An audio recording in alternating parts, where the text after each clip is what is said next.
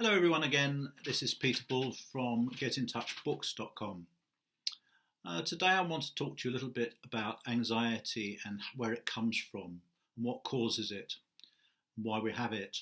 Obviously at the moment we're going through this terrible stress-related problem with the coronavirus, the COVID-19, which is bringing a lot of anxieties to the fore. Because anxiety was there before COVID, it's just been exaggerated. And I suppose now we need to find ways of treating this anxiety. But before you can treat anxiety, you really need to understand what it is, what's causing it, why people are anxious in the first place. There are basically three brains. The first brain is the brain stem. Now the brain stem, the thing about the brain stem is that it's ancient, it's an ancient brain. It runs back millions of years before human beings had it.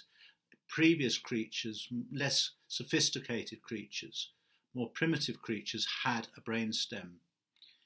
And the kind of anxiety associated with this is called stress.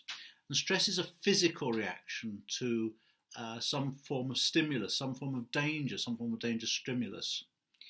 The second form of anxiety is anxiety itself, which is an emotional response. And this emotional response is linked to the limbic system in the brain.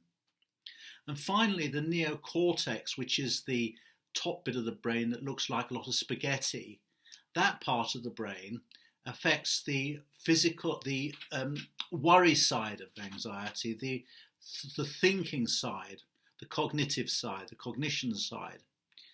So you see, there are three different things going on. Our intellect is doing one thing, our emotions is doing something else, and our physical response is something else. So stress, anxiety and worry. These are the three elements.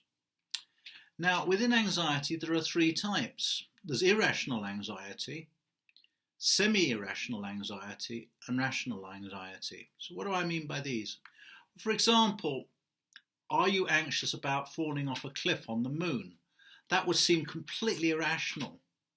And that's very unusual. Very few people suffer from that. And that is leading more towards a psychotic condition. But most neurotic conditions, most of neurosis, would be to do with things that have a risk, but the risk is very small.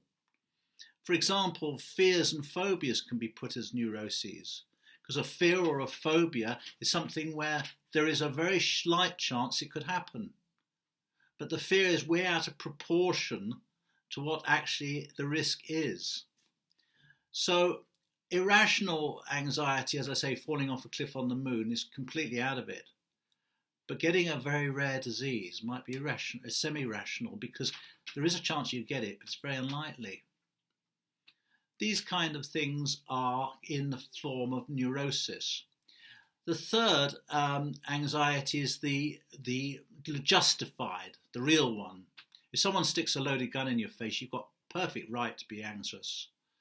So what you have to understand is, where does most of our problems come?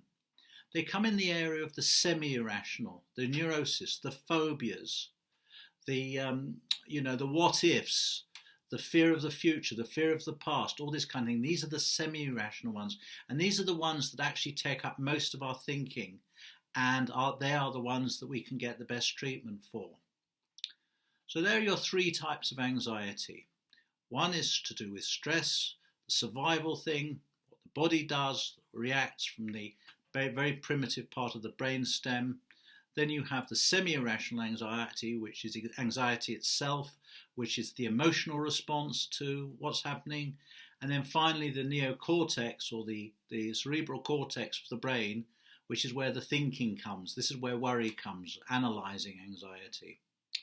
Anyway, over the next few blogs I'm going to be talking more and more about this, and hopefully we can work together to find out ways that we can help to treat this anxiety, both from a personal point of view and from a family and relationship point of view. Okay, I look forward to speaking to you soon. Thanks a lot. Bye.